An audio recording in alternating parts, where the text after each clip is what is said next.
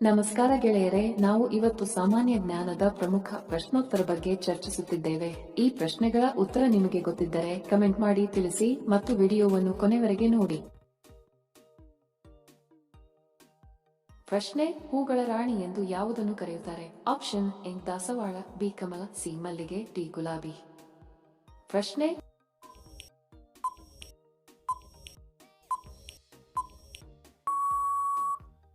ಸರಿ ಉತ್ತರ option C ಮಲ್ಲಿಗೆ. ಪ್ರಶ್ನೆ: ಸಿಂಹಕ್ಕಿಂತ ಮೊದಲು ಕಾಡಿನ ರಾಜ ಯಾರು? ಆಪ್ಷನ್ ಎ ಜಿರಾಫೆ, ಬಿ ಮೊಲ, ಸಿ ಕರಡಿ, ಡಿ ಆನೆ.